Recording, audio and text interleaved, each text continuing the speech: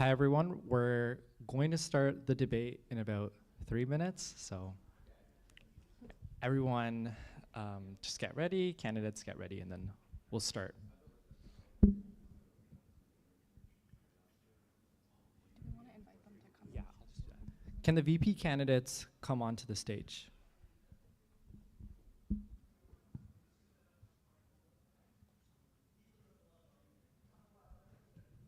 Feel free to test the microphones if you want as well.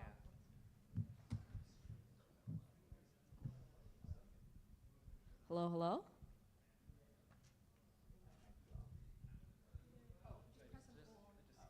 Hello? Cool. Okay, awesome. Great.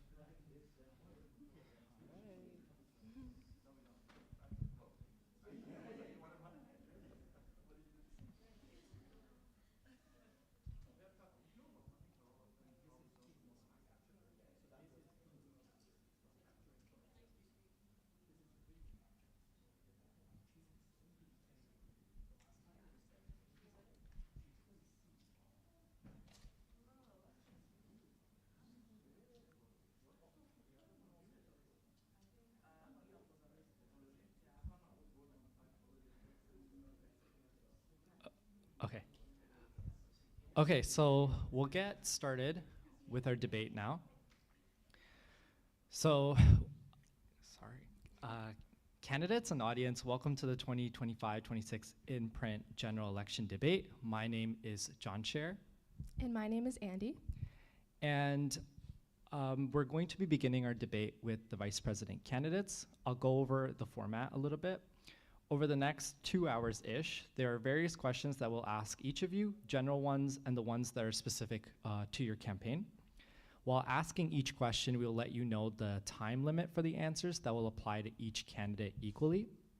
Once the time limit is reached, we'll let you know and your statement will be concluded. So in between also, we'll give you a alarm for 30 seconds left and 10 seconds left. So the 30 seconds will be the blue paper up there, and the 10 seconds will be the red paper. After that, you'll have to conclude your arguments once the time is reached.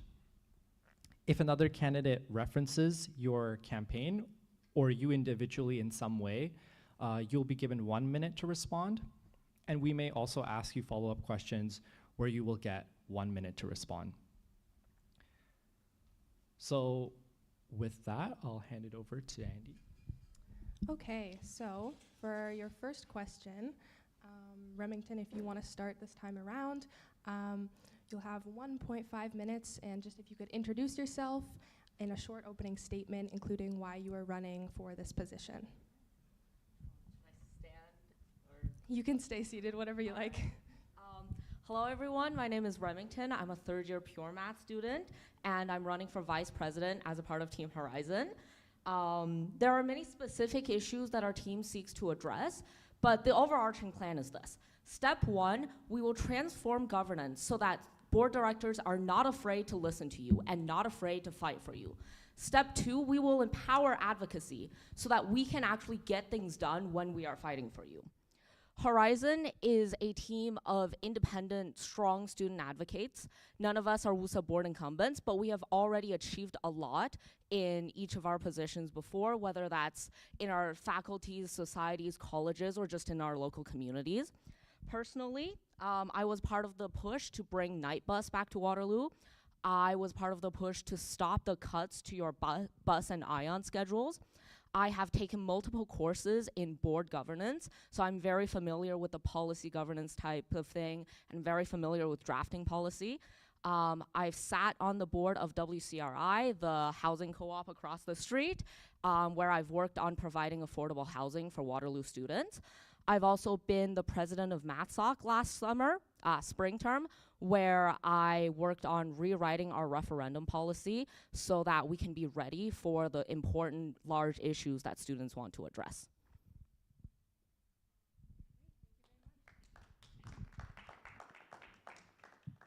Okay, Onela, go ahead. Awesome. Well, hi, my name is Onel Kultunga, and I'm running to be your next WUSA Vice President for the 2025 to 2026 year.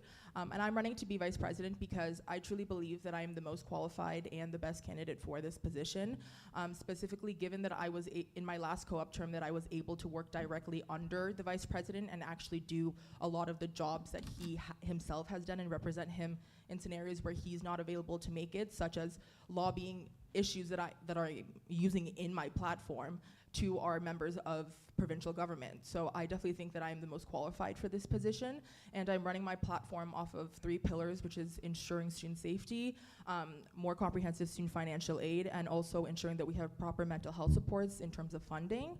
And I'm really grateful for this opportunity to explain to you guys all why I'm the best fit for this position.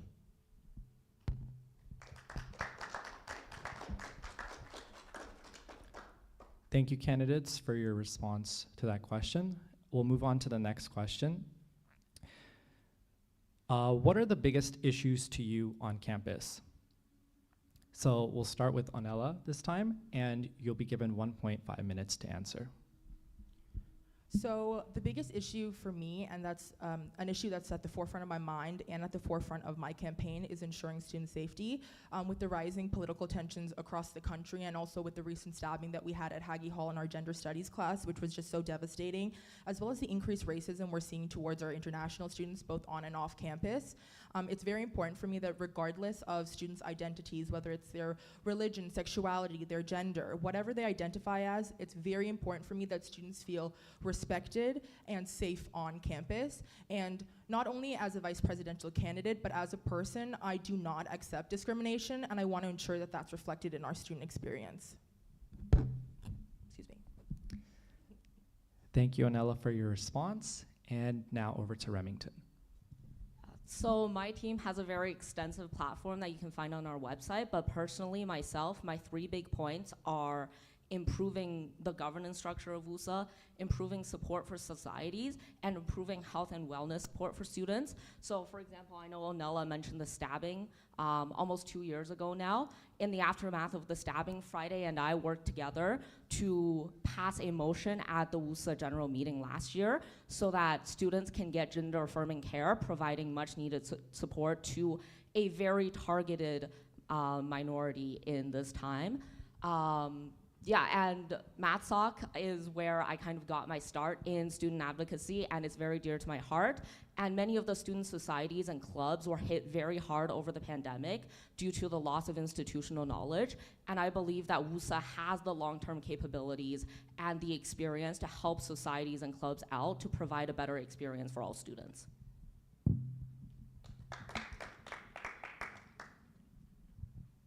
Thank you very much, candidates.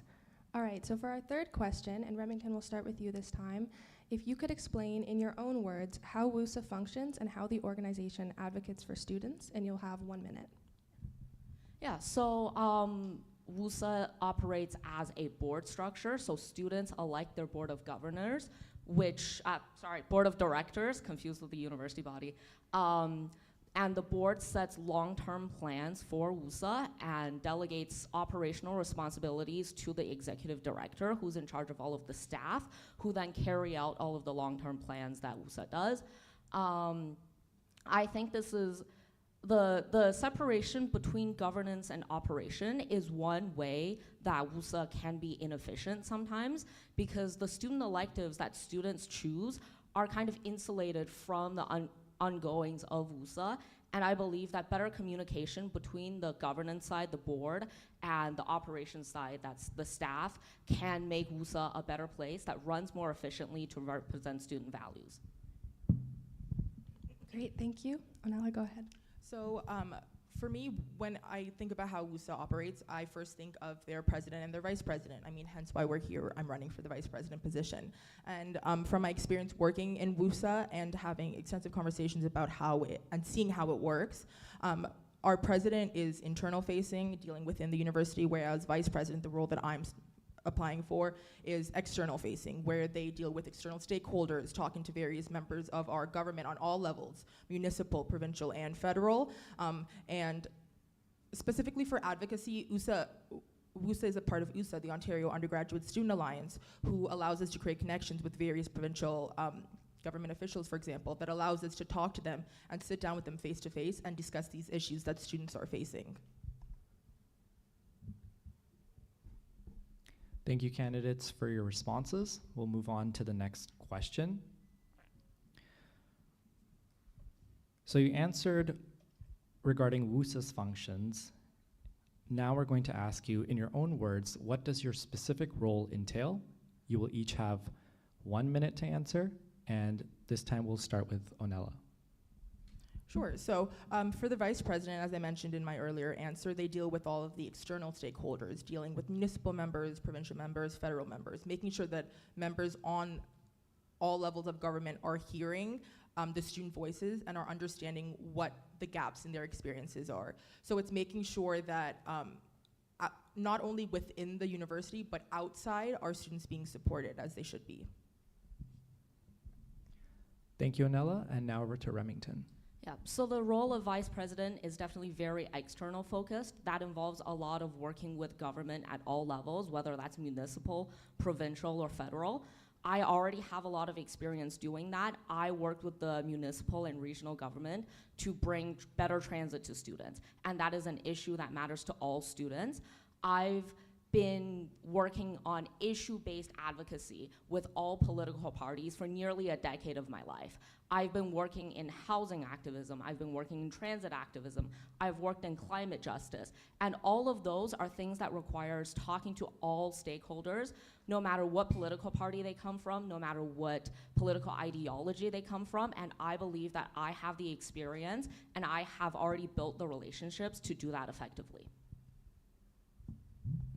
Thank you very much. All right, so for the next question, to get into specifics a little bit more, we'd like to ask you, what specific goals do you have for your time in office? So for this, you'll have 1.5 minutes, and Remington will begin with you. Yeah, so when it comes to goals, I'm sure you've all heard of SMART goals, but I think for WUSA, for the sake of accountability, our goals need to be measurable. So the first thing I want to do in order to make everything else smoother is look at governance change. Explore new options for how to transform governance at WUSA so that student voices are better represented. And I want to write a draft for something that can be implemented in the next few years. The other big thing, the huge benchmark that WUSA has for our advocacy effectiveness, is the results of the referendum. We have been handed a very strong mandate, and we do not have a lot of time to act on it. We need to show the university that the students have told us to do this, and we will get it done.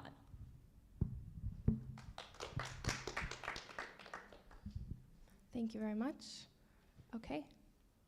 Onella, go ahead. Could I have a repeat of the question, please? Absolutely. So just looking to hear what specific goals you have for your time in office, and you'll have 1.5 minutes. Awesome, thank you.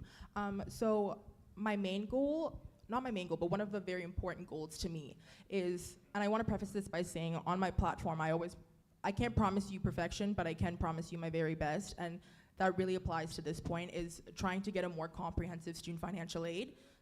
OSAP is quite literally a saving grace for a lot of students. It allows them to pursue the degree that they're currently pursuing, myself included. But as it stands, I think it lacks a comprehensive enough criteria to ensure that the allocation of funding is as equitable as it can be. So I want to ensure that while this is something that WUSA is currently advocating for, I want to make sure that this is something that is going to be continued to be advocated for to our provincial members, because this is a provincial issue. So talking to provincial members about trying to get a more comprehensive student financial aid, working with our USA members, is something that I definitely want to do if I am elected as VP.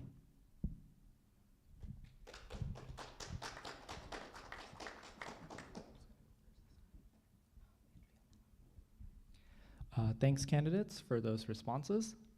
And just going to push both of you a little bit more on the how of each of your specific goals. So Onella, I'll start with you. You'll be given 1 minute to respond. So on the issue of comprehensive financial aid, how will you advocate for this issue as VP? Well, an issue like student financial aid is not necessarily that I, as vice president, if I were to be elected, is something I could do alone. It's something that would require working with others and our external stakeholders, such as USA, for example. And as I mentioned earlier, USA is our Ontario Undergraduate Student Alliance, which is our provincial lobbying group that allows us to make these connections. So in order to try and get a more comprehensive student financial aid, I would work to get a position as president, if I was vice president, in the USA organization to have more power and influence over the decisions that are made for that provincial lobbying group. Thank you, Onella. And Remington, you mentioned 2 issues, governance change and the results of the referendum. You can speak to either of these. How are you specifically going to advocate for either of these through your VP role? And you have 1 minute to respond. So I'll try to touch on both a little bit quickly.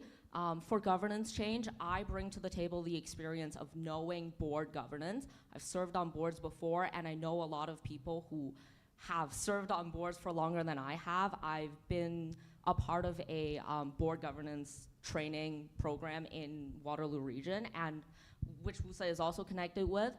WUSA has lawyers, WUSA has past members who were here before the governance change when we switched from feds to WUSA. So there's a lot of stakeholders that we will talk to pull together a comprehensive plan to have a better governance structure for students.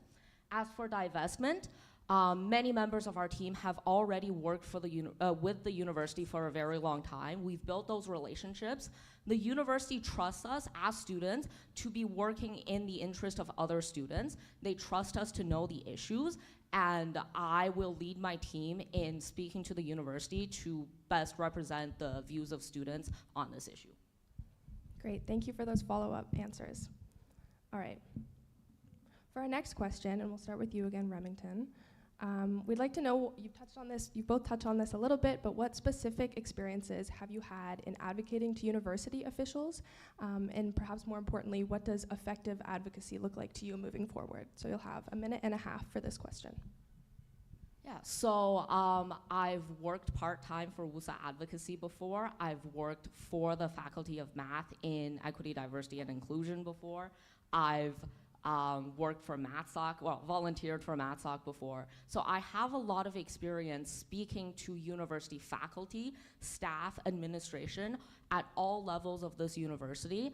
I understand their worries, I understand their concerns, and I understand how to speak their language to bring student concerns to them. Thank you very much. Okay, so over to you, Onella. Awesome, thanks so much. So for me, in my last co-op, I spent 4 months working full-time for WUSA as a stakeholder relations assistant, where half of my job and responsibilities was working, as I mentioned earlier, for the current Vice President Arya, where I essentially represented him in scenarios where he wasn't able to attend himself. So for example, I was able to work with our municipal folks in an international students working group to see where maybe some gaps in services are for our international students and see how we can fix that. I was also able to attend a 4-day conference at Brock University for our USA group, where together we, along with various members from other institutions, work to amend and look over student-written policy papers, which would then become USA's official stances, that are then which I then was able to take and then lobby at Lobby Week at Queen's Park alongside ARIA on behalf of USA, issues such as the one that I am currently running my platform on. I was able to lobby student financial aid to our government officials themselves and actually sit face-to-face with them and talk to them about some of the student experiences. Thank you. So next question for both candidates is, what approach and principles would guide your advocacy work? You will each have 1.5 minutes to respond, and we'll start with Onella. I would say leading with compassion and also accountability, making sure that I am listening to students and actually hearing what they have to say and then taking that on and advocating for that, and not just advocating on issues that are predetermined for us. Making sure that students' voices are being heard, and not only heard but amplified, is something that I think that essentially is what comes down to what the vice president is supposed to do, and I hope to do that for our students. But yeah. Thank you, Anela, and now over to Remington. Yeah, I also believe in listening to students, but I think that we already have robust avenues for listening to students, such as our referendum with a very high voter turnout, such as many different focus groups and listening sessions. And I believe it's time we stop dragging our feet and listening. We cannot keep listening. We've listened and we need to do something about it. Students speak to us because we are supposed to have the power to represent them. If we do not use that power, then what are we listening for? Thank you very much. All right. The next question, you'll each have 2 minutes to answer this. What are the biggest challenges that you see in your role, and how would you overcome them if elected? Remington, we'll start with you.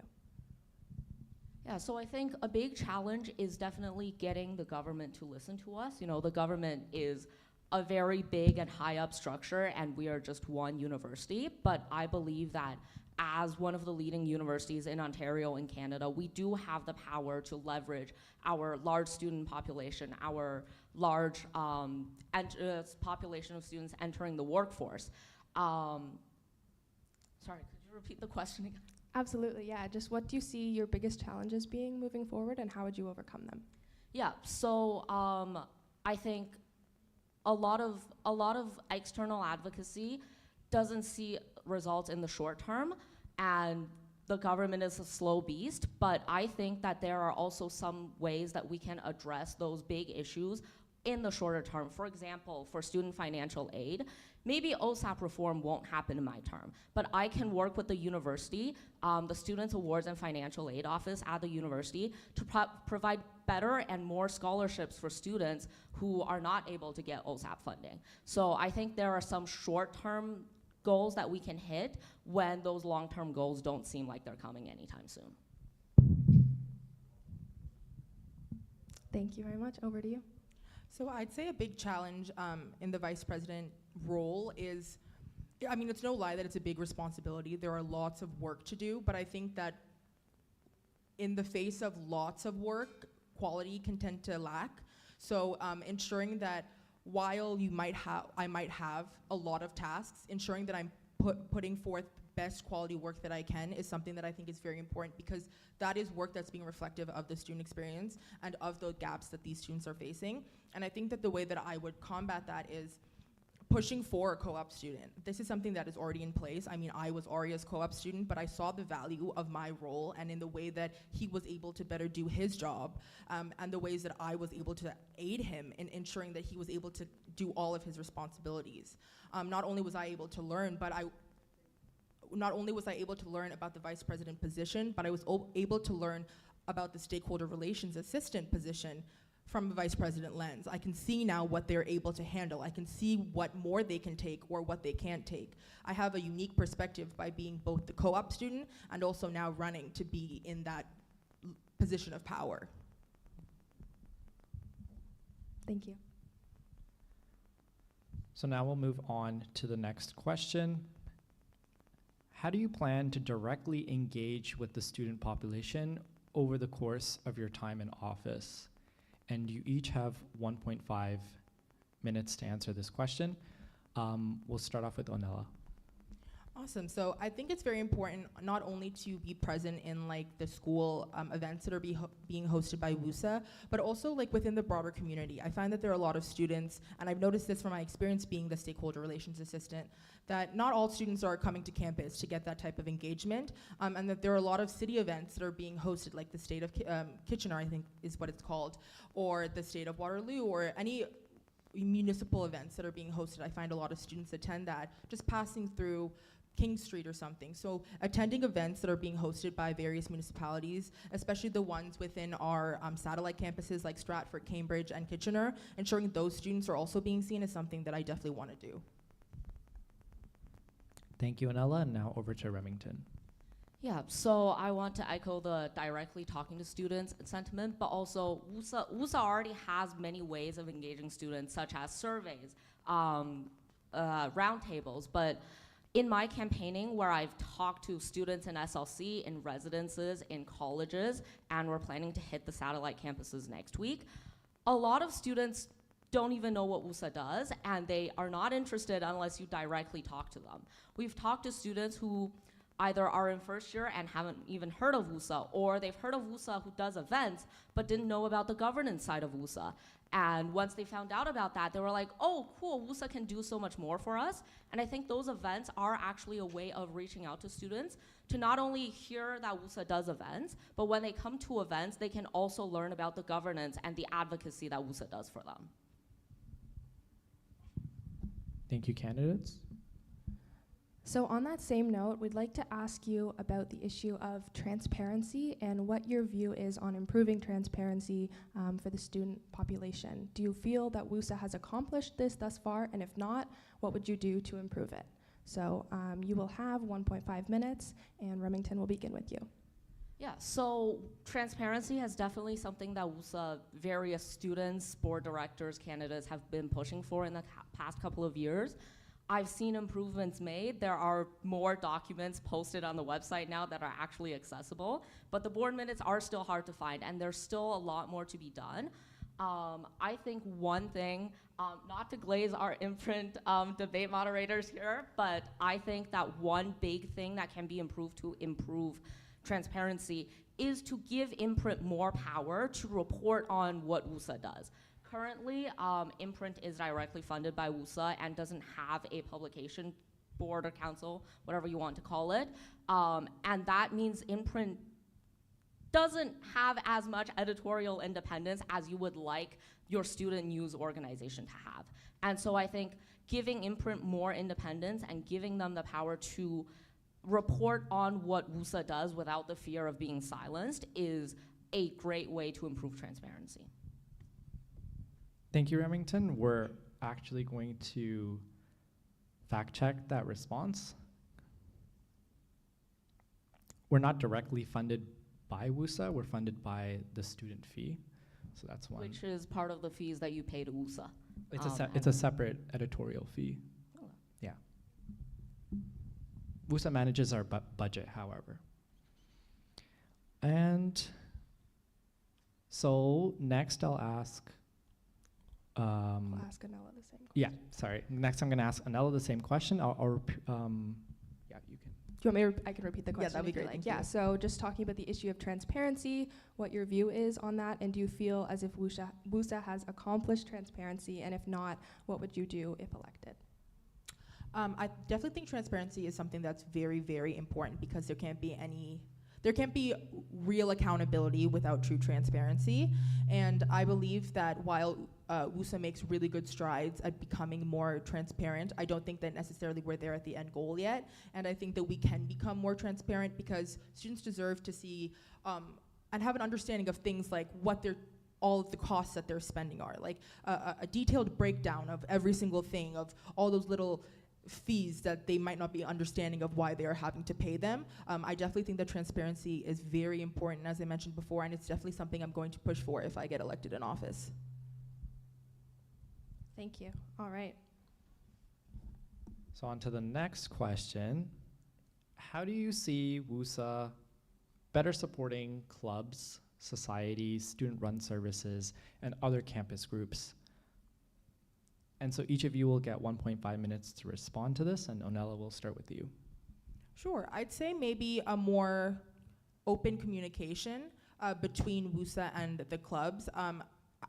During my time as a co-op student for ARIA, we were able to take a meeting with one of the clubs that WUSA is managed by, I guess to say, and they spoke about the issues of communication between the two, of how it's sometimes hard to get in contact for forms you might need, or if you require a certain thing for your event, it's hard to get it because you're maybe waiting a little longer for a response, or you don't get one at all. So ensuring that there's open communication and that the clubs understand that WUSA is truly there to help them and aid them and are there for them is something that I really want to ensure that our clubs have an understanding of, because we can work together and it only helps them if we work together. Thank you, and now over to Remington. Yeah, so I've been an exec for 2 WUSA clubs, an exec for a MathSoc club, and an exec for MathSoc. So this is something that I know a lot about. I've experienced all of those inefficiencies. WUSA club support is very short-staffed, and that means check requests take a very long time to refund. That means it's very hard to get an update on your check request or event approvals. Each WUSA club gets a budget of $75, and it is very unclear where else you can get more money if you are a very active club with lots of members and lots of events. So I think allocating more operational resources to support clubs from WUSA is the first step. And with those resources, we can provide more information so that students who run clubs can go online and find a how-to guide of how to fill out a check request, exactly what to include, how long they should expect to wait before they get their refunds. And as for societies, as I mentioned before, a lot of societies 30 seconds. Experienced a lot of institutional knowledge loss over the pandemic, and WUSA, with all of its long-term staff, can help with that. And one other thing I think WUSA can help with that I've experienced is that WUSA is always asking clubs to follow rules, but they will not tell us how to follow rules. If you want us to get a certificate to host an event, give us a way of getting that certificate. Help us get that certificate. Thank you very much. All right, so for the last general question for both of you, we'd like to ask about mental health, as that is an issue consistent across both of your campaign agendas. So in your view, what is the primary barrier to accessing student mental health concerns at UW, and what would you do to approach this issue as vice president? So we'll start with Remington, and you have 1 minute and 30 seconds. Yeah, so there are obviously many pushes to improve mental health supports at the university, and that is very important, but not enough. Many students do need additional mental health support that cannot be provided by counseling services. And as someone who has pushed WUSA to provide better insurance coverage before, I think that, with the insurance coverage that WUSA provides to all students, that can be improved to cover more mental health support, to cover each session of mental health report to a higher degree. I believe therapy is now covered at 80%. Either raising that percentage or to fully covered would encourage a lot of students to seek out therapy. Great, thank you. And we'll ask the same question of you, Anna. Could you repeat the question, please? Thank you. Absolutely. So mental health is an issue consistent across both of your agendas. In your view, what is the primary barrier to addressing student mental health concerns here at UW, and what would you do to approach this issue as vice president? Awesome. So I would definitely say that, like your mental health, funding for mental health supports is not a one-time thing. It's something that has to be maintained. It has to be continuous, because as students, we understand how quick money can go. So having someone there to hold members accountable for saying that if they're going to do things, and also to have opportunities for students to use the supports that are in place and ensure that they have proper funding so they can operate at the way that they're supposed to be. I also think that working to get shorter wait times for things like ADHD testing and learning disabilities, things like that, is something that's also very important. So I would just say to maybe ensure that there is continuous funding to keep these supports in place. Thank you so much. Thank you, candidates. And now we'll move on to closing remarks. Candidate-specific questions first, or? Okay. Yeah. So we'll move on to closing statements for each of the candidates. Each of you will be given 1 minute to provide a closing statement. So we'll start off with Anela. Well, I hope that through this conversation, you guys got a better understanding of what my platform is and what I stand for as a candidate. And I would like to leave off with just informing all students that regardless of whether or not you're voting for me, I think it is critical that you vote regardless, and that you use your voice to have a say in who your student leaders are, because it is very important. They hold lots of power and lots of influence, and making sure that you have a say in who your vice president is so important to ensure that, like I said before, your voice is not only heard but amplified. 30 seconds. Okay, thank you. And now over to Remington. I hope everyone has heard a little bit about my platform and experience and know more about me now. And there is a lot more to be found about my team on our website at horizonwaterloo.ca. It is a very long website with a lot of details. And we will be out talking to students until the end of campaign period. My team and I will be talking to students in SLC, in the cafeterias, in the colleges, in the satellite campuses. And you can talk back to us. You can tell us what you want. You can tell us what you 30 want to see seconds. from us. And you can also email us from our website or DM us on Instagram, and we will listen to you. And we will bring the change that you want to see to Wusa. Thank you. Thank you for your closing statements. We'd like to thank the candidates for attending this debate, and we want to remind everyone watching that voting days will take place from February the 3rd to February the 9th. You can cast your vote online at vote.wusa.ca. Unofficial election results will be released the next day on February 10th. Thank you very much, everyone, for watching. We'll take a 10-minute break, we'll come back at 12, and then we'll start the president debate at that point.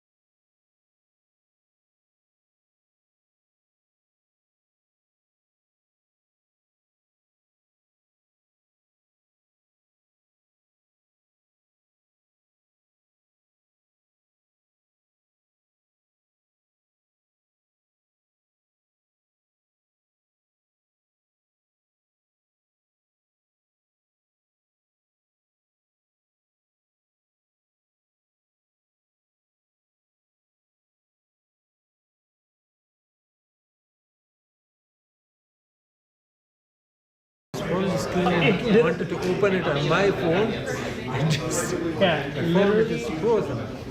if I were to do, so why is this testing 1, 2? Okay, so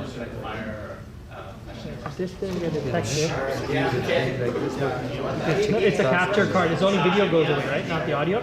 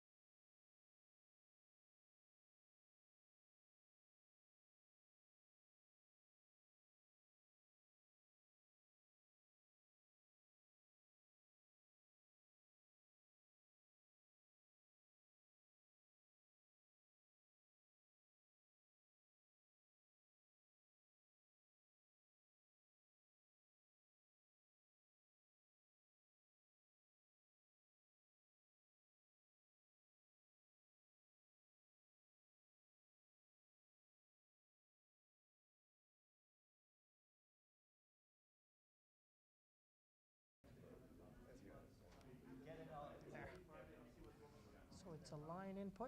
Perfect. Had it output, that's why. There you go. Yeah.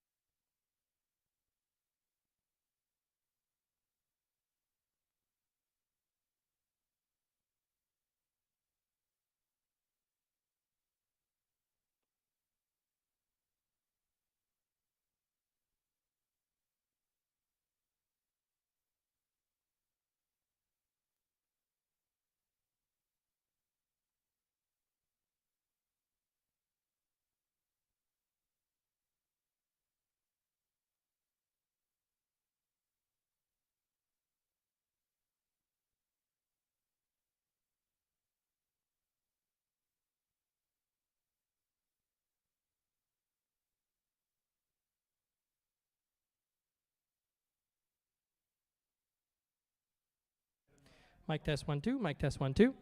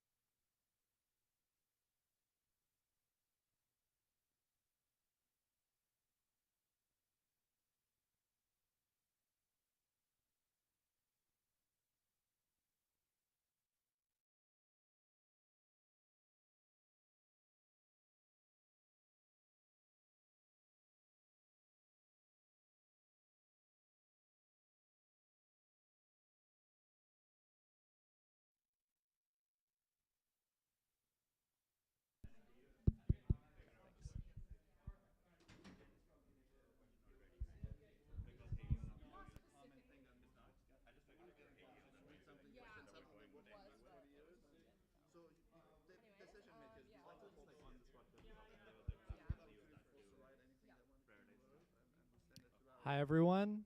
Hello. We're going to get started in hopefully 5 minutes. So all the candidates, just get ready, come to the stage in a little bit. And there's some candidates that are not here. So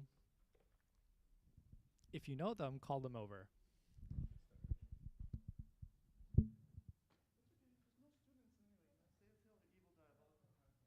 Hit the mouse.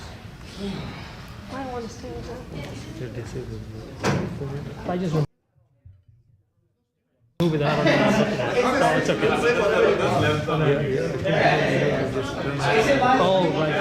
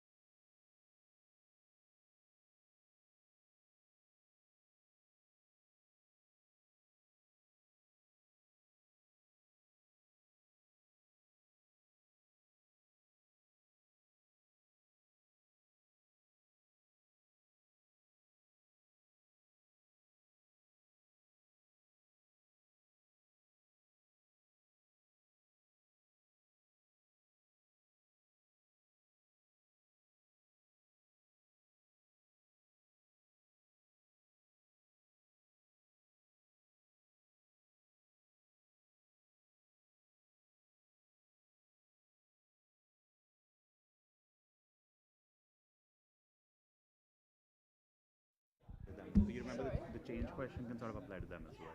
What do you mean? Which one, sorry? So with the question was that you remember how we talked about? I don't remember if this made. I don't know if this made it the final one, but like with two of them that there are a lot of people running who have no experience. Right. And with Alex, the question being that there are a lot of criticisms with currently running. So in that, do you represent the status quo? That's it. Gotcha, yeah. Who might see you as a status quo candidate? Okay, so we're going to get started. So can all the president candidates come on the stage?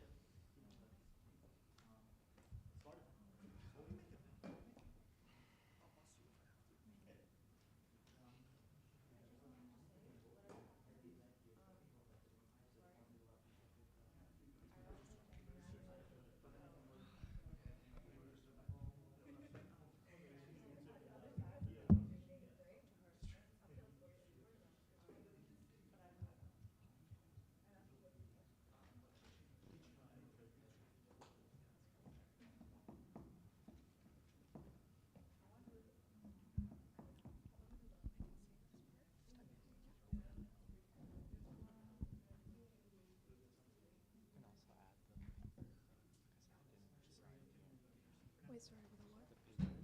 Oh, yes, okay.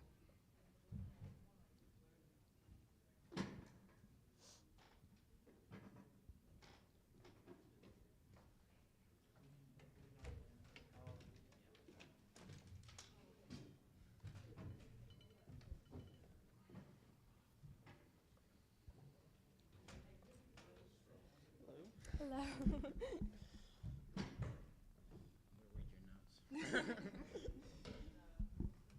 All right. There's a minute to get set. Do you want to just check if all the microphones are working really quickly? Check. You might have to press hold. Hello. Checking.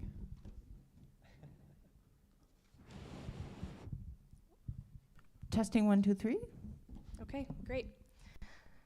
All right, so everyone, welcome to the Imprint 2025-2026 general election debate with our presidential candidates.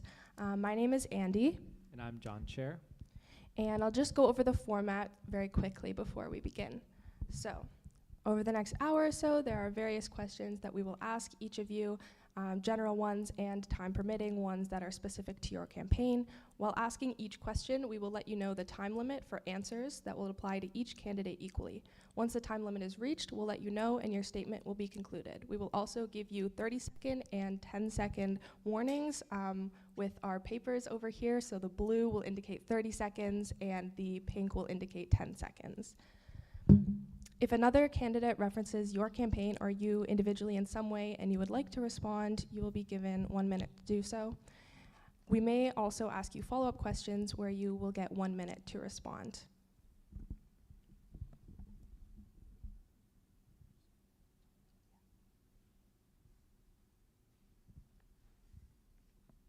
Okay, so we'll begin with the first question. So with this question, we're going to ask you to introduce yourself, your name, program, and year if you'd like, and a short opening statement, including why you're running for the president role. You'll each have 1 minute, 30 seconds to respond. And Damien, we'll start with you. Hi, so I'm Damien Mikel. I'm a statistics student in my 5th year. I am running with Team Horizon, which is a group of independent activists who have been involved in activism all around the city of Waterloo, both on the administrative level with the university and on the local level. So part of the reason why I kind of decided to get involved in the presidency race is because I've seen some serious flaws with WUSA. We have a lot of well-meaning directors on WUSA that are being held back by a governance system that does not align their interests with those of students. And so we need to see some real change so that students can feel and directors can feel comfortable fighting for students. One example where we've seen some kind of lack of action on WUSA is on the cause of advocacy. For example, I was heavily involved. I was the one who led the drive to bring night bus back to Waterloo. Just last year, we did not have night transit in Waterloo. And this is an issue because part of our deal to bring the U-Pass, you know how your student card acts as a bus pass, part of that deal was that we'd get night transit in Waterloo. But they cut that in 2019. This was a violation of our deal with GRT. So it was me who led a group of students, of 30 students out to regional council, working with the mayor of Waterloo, working with regional council. We wrote the bill and we brought back night transit. This should not have been our job. This was WUSA's job and they were left absent. So it is time for WUSA to step in and really fight for students. Thank you. Thank you, Damien. And Friday, we'll move on to you. Hello, my name is Friday. I use they, them pronouns, and I am running for the upcoming president election. I am in 3A and 4th year, and I'm in geoscience. I'm running because about a year ago, I had a slip and fall. Since then, I have been dealing with the systems that exist and have had health issues.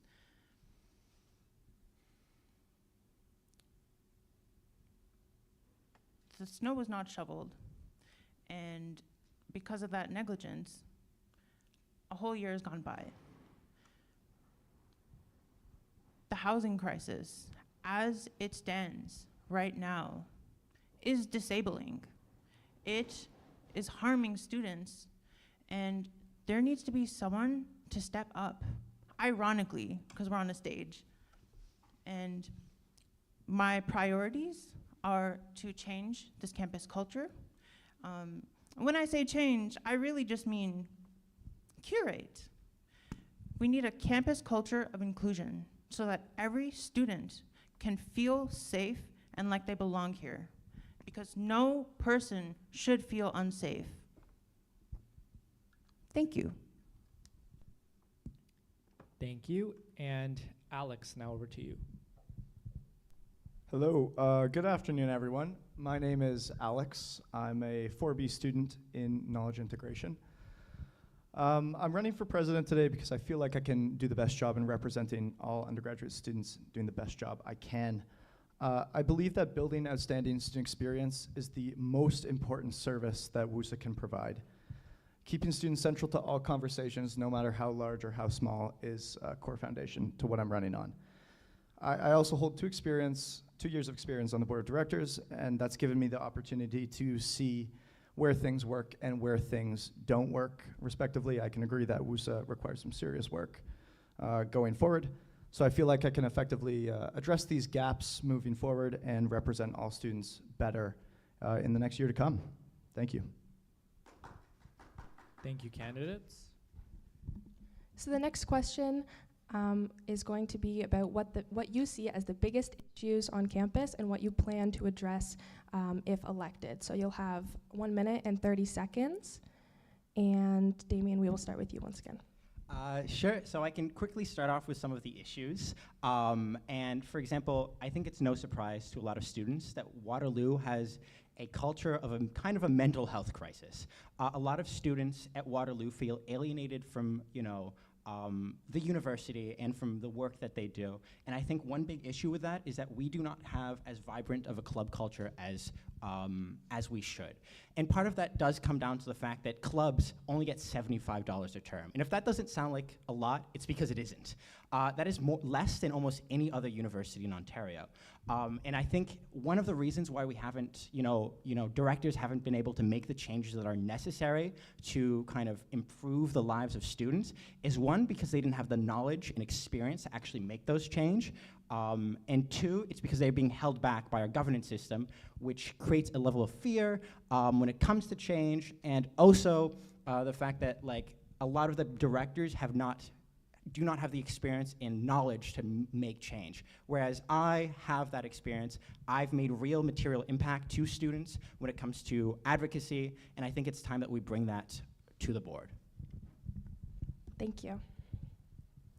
All right, we'll ask the same question of you Friday. Go ahead. Would you please repeat the question? Absolutely. So what do you see as the biggest issues on campus that you plan to address if elected?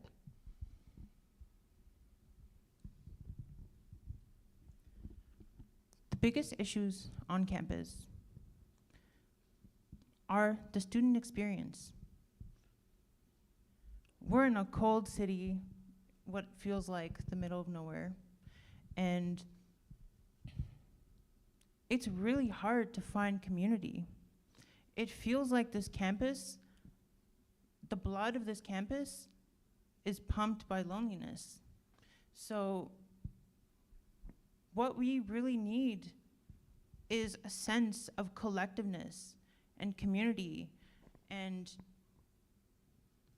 why I think I am the person for this job is that for about the past year, I have been doing advocacy work. I sit on the Campus Wellness Student Advisory Council, where I have been advocating for trauma-informed care and thorough and transparent policies.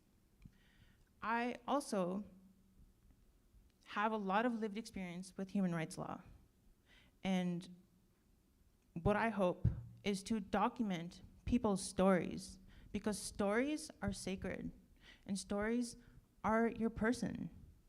And I think our biggest strength, the question is rooted around what our major problem is. But the reality is that our biggest strength is our community. So why aren't we leveraging it? Thank you. We'll ask the same question to you, Alex. Let me know if you'd like me to repeat it. Sure, why not?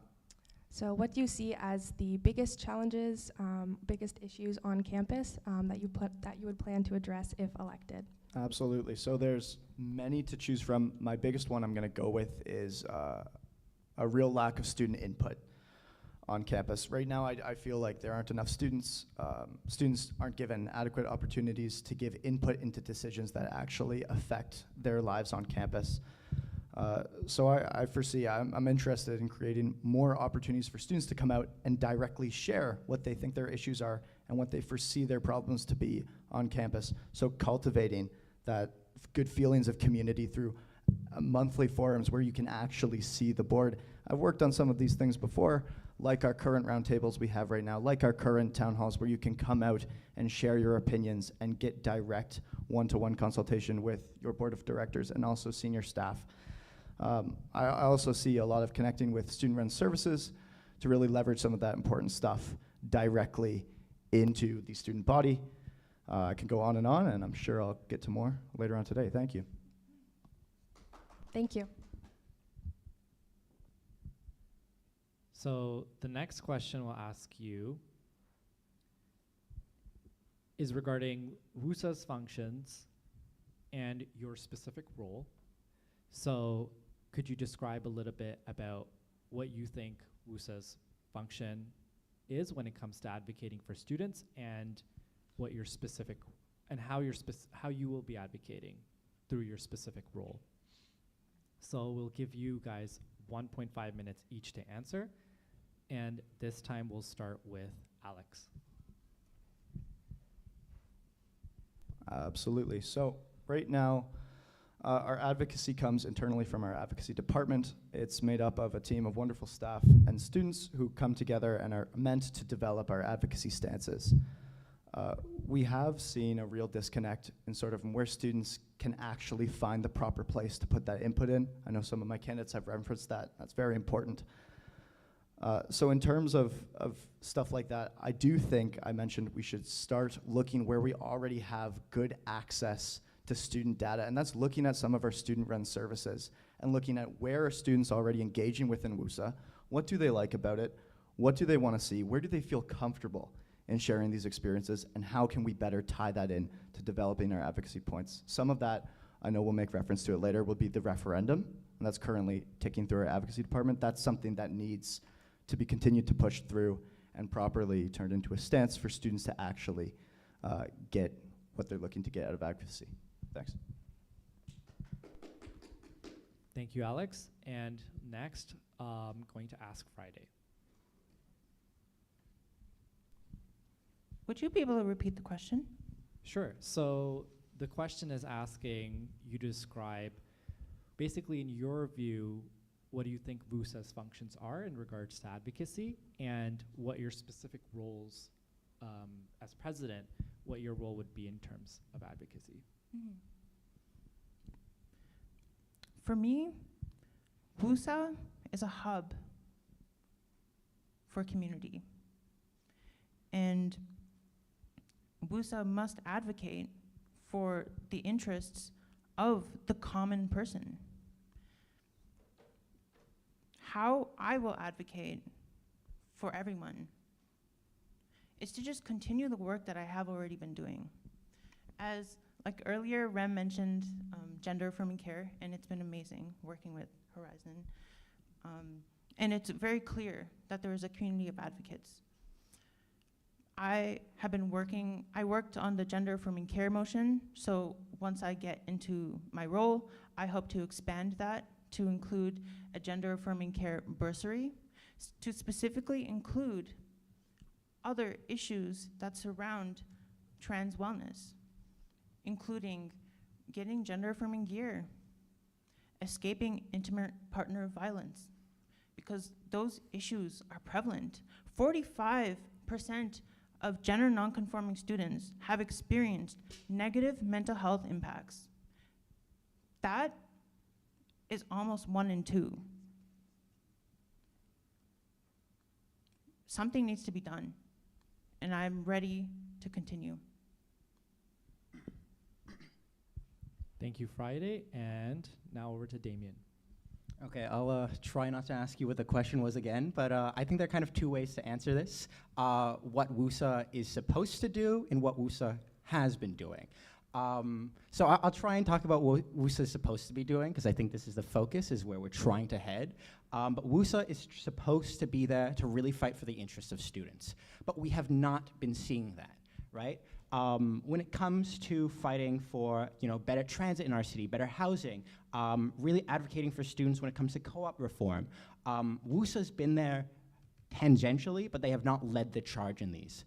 And part of that is not the fault of directors, who are often well-meaning, but it's part of a system that, one, does not incentivize them to really align themselves with the interests of students, and two, oftentimes does not incentivize them to actually show up to these meetings.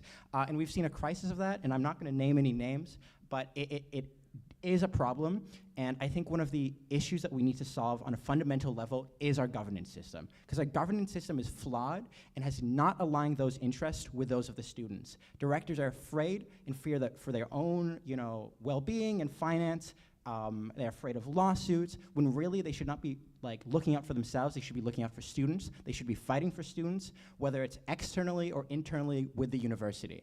And I think it's important that we have a team of people who have shown that they'll continue to fight for students. We've fought for students off of board, and we'll fight for them on board. I think that's what Team Horizon is here to do. That's what I'm here to do, and it's what I've shown that I can do. Thank you.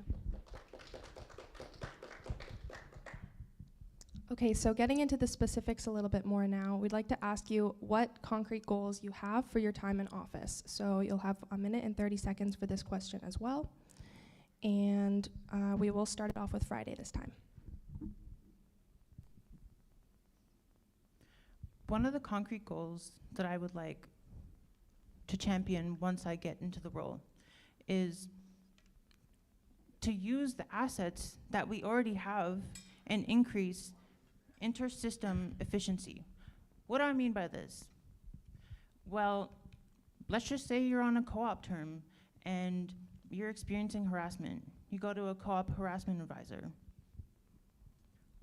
Another student might go to WUSA Legal. Those two programs serve different functions. A lawyer might tell you that you need to stay in this toxic environment because there's nothing you can do until you get fired, because that workplace is toxic. A harassment advisor might say otherwise. So we need to increase student wellness by increasing access to information. So how are we gonna do that? Well, we are going to make that information accessible. We're gonna make infographics. We're gonna post them across campus. We're also going to make accessibility across campus more convenient, because accessibility in the end is just convenience. I remember being in first year and getting lost because I didn't know how to find tunnels. Like it was some urban legend. And yeah, we really need to, that's what I'm gonna do. And I'm excited. Thank you. We will go over to Damien for this question. Okay, I'm gonna have to ask you to repeat the question. Absolutely. Just looking to hear what specific or concrete goals you have for your time if elected. Okay, perfect. Well, I can obviously go over the things that I think I've mentioned a couple times. I think one of the big issues that is underlying all else is governance reform. So I think one of the first things we have to look into is governance reform. So that's stuff like adopting an interpretation of fiduciary duty that is adopted in other universities. We don't have to reinvent the wheel here. We can look at what's worked in other universities and adopt that, so that the interests of directors is aligned with those of the students. That's also doing stuff like creating stricter requirements for the roles of directors, so that they actually have to show up to these meetings and really fight for students. But on a level that impacts students, I think, more directly, is we need a club financing scheme revamp, because $75 a term is not enough. Our clubs are underfunded and under-resourced, and it's impacting our students' mental health. Clubs are how people meet other people. It's how students feel in touch with their universities, and we are having an issue on this end. I think another issue is that third spaces. Right now, one of the big things we're noticing, and I've heard this over and over again, is that people are sick of the Bomber Lounge being underutilized. It has essentially become a study space. And I think study spaces are important, but the Bomber Lounge used to be so much more. We used to have, people performing every Friday, and I think it's time that we reinvigorate the Bomber Lounge, and that's one thing that I'll immediately look into doing. Thank you. Thank you. And lastly, we'll go to Alex with this question. Let me know if you'd like me to repeat. I think it's good. So I tend to lean away from the Bomber Lounge as one thing for the past 5 years, we've seen our candidates and winning candidates come in and promise stuff about the Bomber Lounge, and ultimately that change doesn't really get affected. We have a 2022 strategic plan. That's in progress and it needs more revamping, I agree with that there, but at the end of the day, stuff like that I think is secondary. So what I'm more interested in is elevating overall our student engagement, and that comes both internally and externally. Engagement from students within WUSA and engagement from students without. So some of the things that it looks like is actually creating quality opportunities for students to want to come out and engage with WUSA. I think too often we've tried to force ourselves onto students and be like, hey, look at us, look at us, look at us. We should have it come the other way, where students want to go, wait a minute, look at all these good things WUSA are offering. Look at all these things where I can see myself actually affecting change. I want to come out and engage. So some of those things I agree, like clubs, I think we should have faster check processing times. I've worked as a VP Finance and Ops for a club before, and I know firsthand, like many of us, it is an absolute nightmare to get checks processed quicker, so that's one solid thing as well I think we could see. We could also see us start to look internally at our at-large students. We have excellent students working on our committee to come in and give their input. So I think that would also be a really good thing, is prioritizing them, and also accountability for our own directors at the board. Like you mentioned, there are some serious good steps that I support in like making directors out of That's the time. Okay, thanks. All right. Good morning. Would you like to follow up? I would, yes. Okay, you can have 1 minute. Okay, so my worry is that we hear this a lot, is that, yes, we've had directors that came in with big promises for, bringing back the Bomber Lounge, making reform, but we haven't seen it done. This is why I'm here, is because I've shown that I'm capable of making real impactful change. It's why I'm talking about governance reform, because one big issue we've noticed is that directors do not put the work in. And this is why I started my conversation by talking about governance reform and putting directors to work, because yes, I'm sick of us coming in talking about reform, reinvigorating the Bomber Lounge, and not seeing that change made. And when we're talking about accountability and just listening to students, yes, of course, we should have those spaces open, but oftentimes students do not understand what WUSA is doing. And it's time for us to stop just sitting back and hoping students come to us and tell us what the issues are, and we go to them and we talk to them. So that's talking to clubs and going out to students and these stakeholders and actually having these discussions to hear what they want change. And it's time to fight for that change. Your time is up. Thank you. Thank you, candidates, for responding to that question. And now I'm going to just ask a question to get you to talk a little bit more about how you're going to approach these different goals. So Alex, I'll start with you. You mentioned faster check processing time for clubs. Would you like to just expand on that a little bit more, on specifically how you would go about doing this as president? And you have 1 minute to respond. Sure, absolutely. Our VP candidates actually also mentioned as well, our club section is pretty heavily understaffed.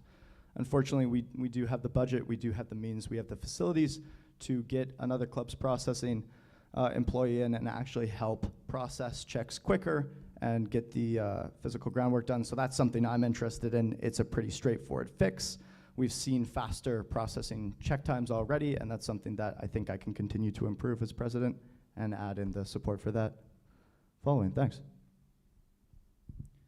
Thank you for your response. Next, I'll move on to Damien. You mentioned a couple of ideas, including governance reform, club financing scheme, and third spaces, and also the Bomber. Since we've touched on the Bomber, well, let's try to touch on some of the other points. So some of those other points that you mentioned, how are you specifically going to go about working on those? Yeah, I apologize. You do have a big list of things that we're trying to do here.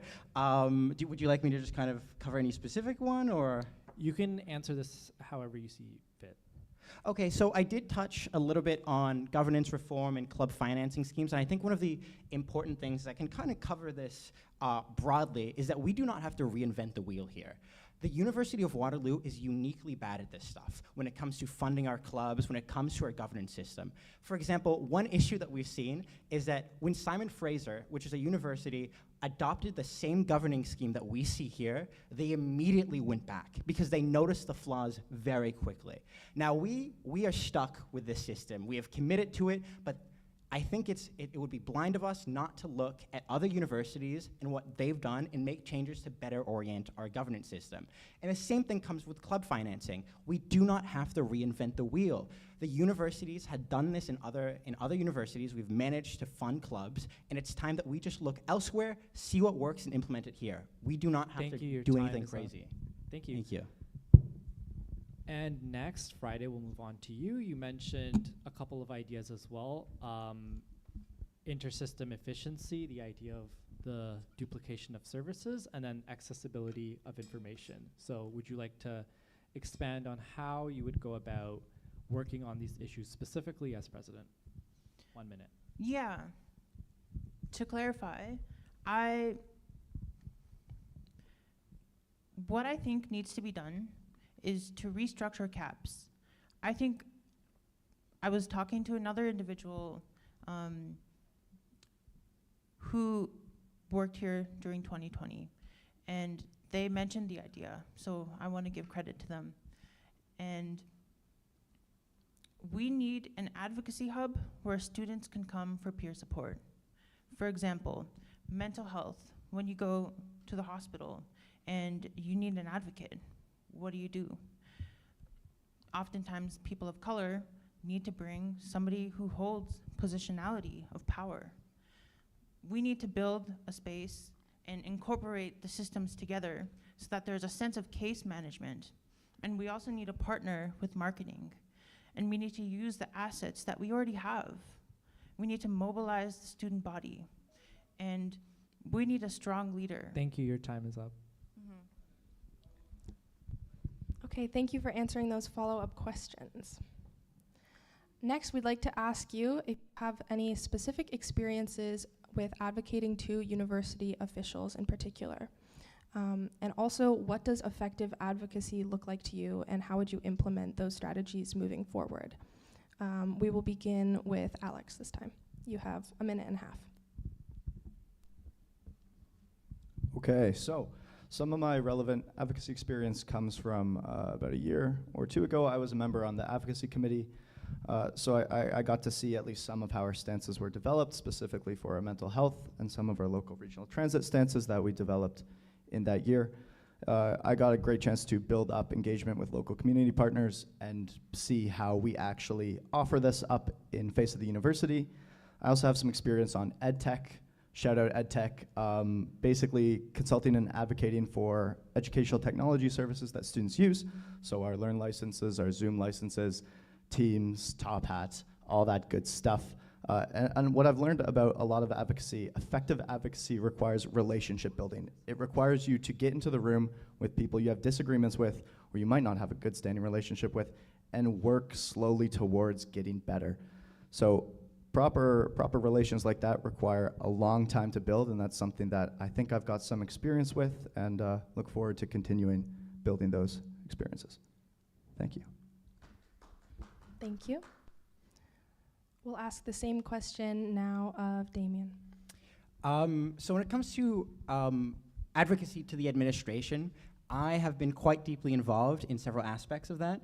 For example, I think one obvious one that I'll point to is when it came to the referendum.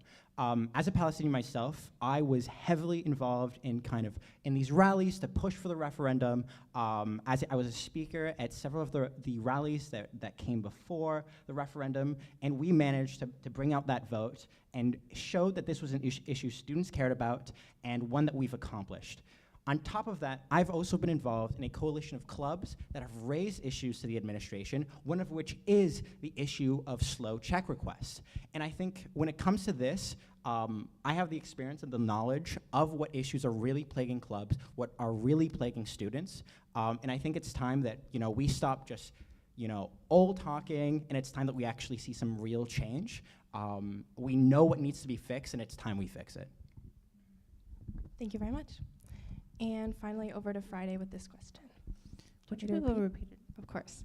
So let me just pull this up. Sorry. What specific experiences have you had with advocacy as it relates to university officials, and what does effective advocacy look like to you? I believe in cooperation, and throughout the past about year and a half, I have been working with the co-op department to speak out about the issues that have existed.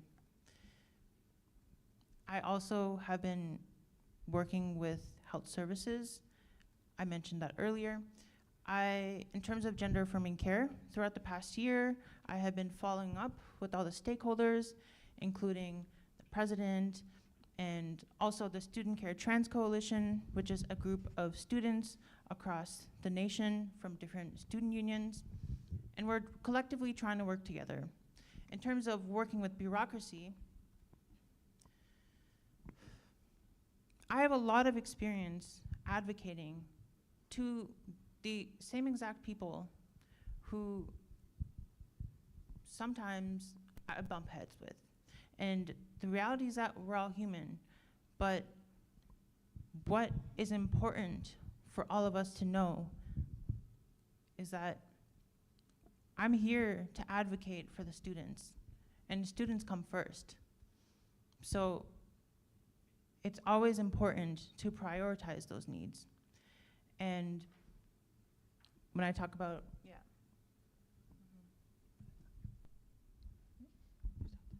Okay, thank you so much for your responses. And next we'll move on to asking candidate-specific questions. So for this first question, I'll start with Damien. So your profile on Horizon's platform page indicates experience in external advocacy efforts. As president, you will be primarily responsible for internal-oriented responsibilities, such as chairing the board and sitting on internal committees. So how do you reconcile your experience with the primarily internal-oriented responsibilities of the president role? And you'll have 1.5 minutes to respond. Yeah, so I've absolutely highlighted a lot of the advocacy I've done outside of the university. For example, when it comes to night transit and stopping cuts to the LRT, these are things that I am proud of and that I, of course, include in my profile, but that does not mean that I haven't been involved deeply in internal advocacy. And I've talked about this somewhat with a referendum, but I think a big issue that we're seeing is when it comes to club culture. And this is one that I am deeply aware of. I've had the conversations with other campus clubs to see what issues are plaguing them. I know what issues are plaguing our, WUSA clubs, and I think it's important that we fight for this. But I think another thing that we briefly touched on is how important it is when it comes to chairing the board. And I think one thing that's important for the president is that they know how to work with the team, how to work with the board to really get stuff done. And I think when we're talking about Team Horizon, this is a group of independent activists that have been involved in all kinds of things when it comes to internal administrative reform, whether it's stopping co-op fee increases, working on gender affirming coverage, with Friday and REM and all these other people, when it comes to, improving accessibility. These are things that we have been involved with, and that this is a team that I'm proud to work with and that I'm proud to lead. And I think this is about so much more than me. This is about getting a board of directors that will really fight for students and that know how. And that's what I bring. Thank you, Damien. The next question is for Friday. So we had understood that you were running for the director position, and as your posters also indicate, they say you're running for director and not president. You've changed this recently, about a week after the all-candidate meeting. And then just for audience context, a candidate cannot run for both positions of director and president, which is why you've had to choose one of those roles. So Friday, what made you change your mind about the position that you're running for? And you have 1.5 minutes to respond.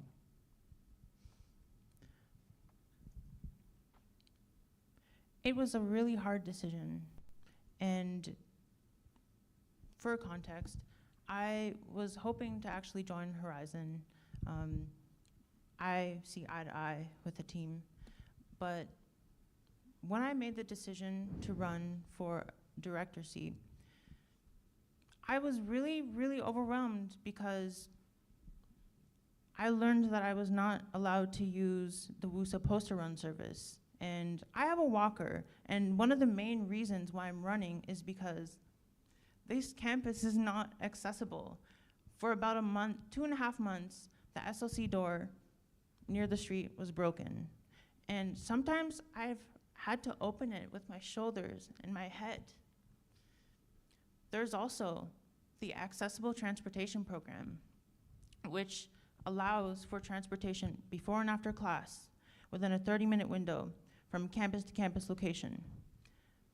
When I asked to use specialized transportation, which is another program, they referred me to this program, and basically what I'm trying to get at is they've treated me, a person with a disability, like a volleyball from department to department.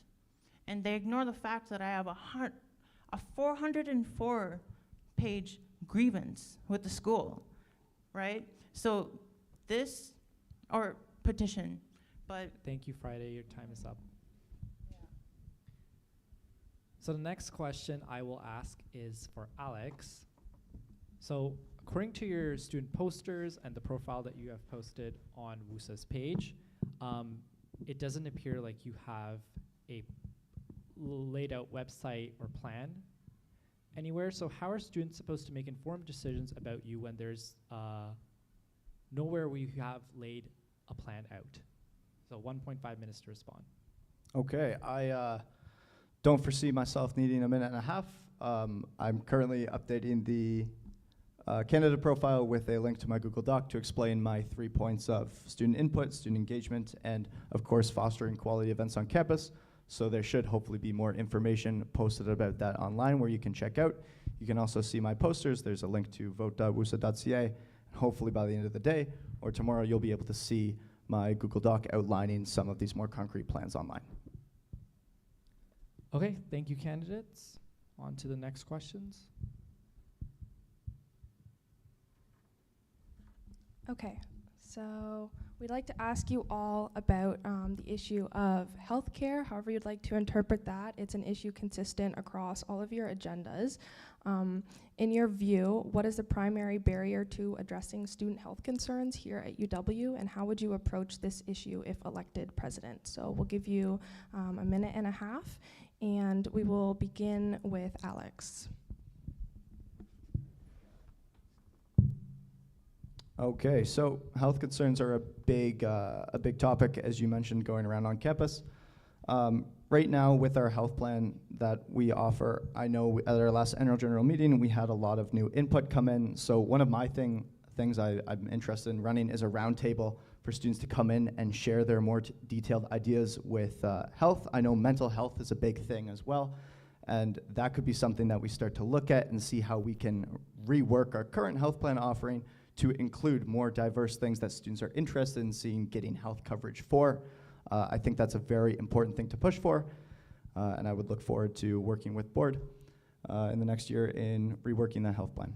Thank you. Thank you very much. We'll move to Friday now with this question about healthcare. Healthcare is my thing, oh my God.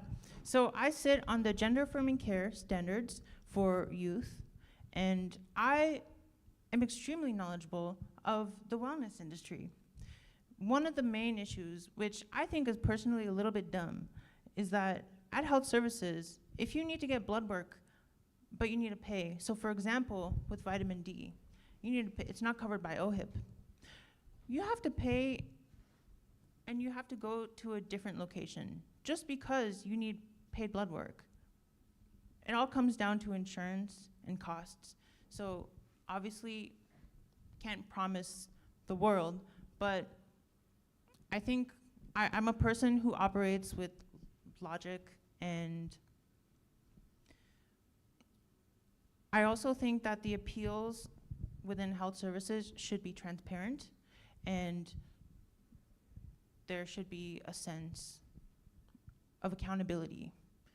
that theme is common throughout the rest of my platform. And I really hope that the student experiences within these services are documented, because in the end, we're gonna get people's stories, and stories, again, are sacred. And yeah, holistic wellness, baby. Thank you. And finally, over to Damien with this question about healthcare. Yeah, first of all, I'm really glad, Alex, that you brought up mental health. This is obviously one of the weak suits when it comes to our insurance system. This is something our VP candidate with Team Horizon, Rem, mentioned during their debate, is that we are having an issue where we are not properly funding mental health support. We are not funding the equipment and accessories that come with mental health support. And I think we do need an expansion of our healthcare system. And I think when we look at the past, I think we are also getting a little ripped off when it comes to our fees for healthcare. And I think one thing that we can point to is that we have recently changed our healthcare provider at Waterloo. What this does is that it shows that we are serious about healthcare in this university, and that we can have that conversation with other insurance providers when it comes to expanding our healthcare coverage. That, hey, we're not just going to stick. We're not afraid of brand loyalty or any of these other things. So we can have a serious discussions with insurance providers that we have 30,000 undergraduate students. We can make a deal with them to improve our healthcare system without increasing our healthcare fees. Because I think this is an issue that we need to pay attention to. Students are having a financial crisis, and we need to look into improving that in whatever ways we can, whether that's better healthcare coverage or lower fees. And we'll do what we need to do. Thank you. Thank you. Do you want to respond? Yes. So you would have 1 minute to respond to that. I agree. I really think that the new system with Green Shield can be worked on. Personally, human rights policy, I said, is my thing. And one of the things that I would hope to do is, in Massachusetts, they got gender affirming care by changing the law that said you cannot provide gender affirming care for an extra price, right? Because that's adversely impacting a whole group of individuals. 2 in 3 gender affirming care youth have considered suicide in the past year. That was from 2020. That does not include what's happening right now in the US. So what I hope is to travel the system and bureaucracy, because I'm on a journey, and use the tools that are given to us to enact change. Thank you. Okay. Due to the time, we will probably just move now to closing candidate statements. You will each have 1 minute to make your final statements. So we will begin with Damien this time. Okay, awesome. So I think what we've shown here today is that oftentimes presidents will come in with these grand promises for change, and then we won't see that change made. We, as students, have had our issues with WUSA for a very long time. A lot of these issues are not new. But what Team Horizon brings is a group of independent activists who have shown that they can make real change, even from outside of WUSA. These are none of our board candidates are incumbents, yet we've made real change, real material impact to students, whether it's transit reform, like stopping co-op fee increases, whether it's helping out with gender affirming care. We have done what needs to be done outside of the board, and we want to see what is possible within it, because it is time for real change at WUSA. Thank you. Thank you. Friday, if you'd like to give your closing statements.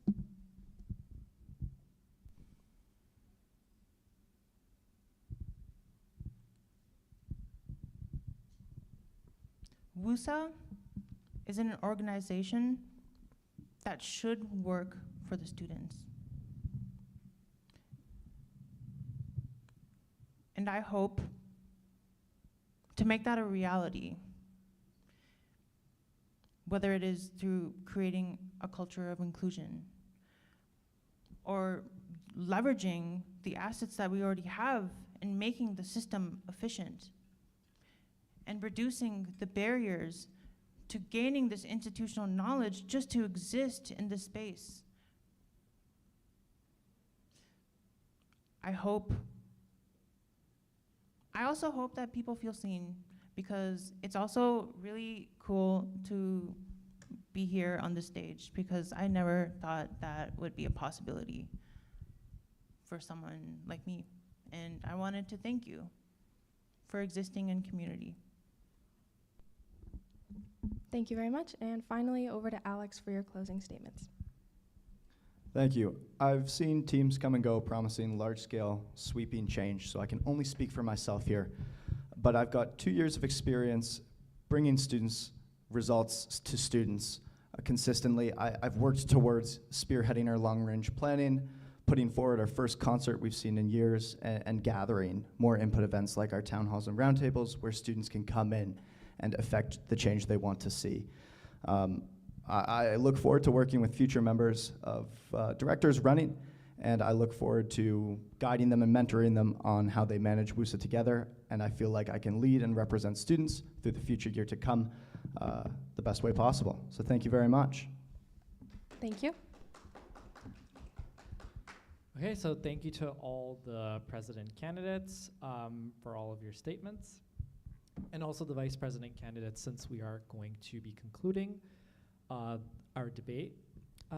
Voting days will take place from February 3rd to February 9th. You can cast your vote online at vote.wusa.ca. Unofficial election results will be released the next day on February 10th. All right, with that, that's the end of our debate. Thank you everyone for coming. Thank you.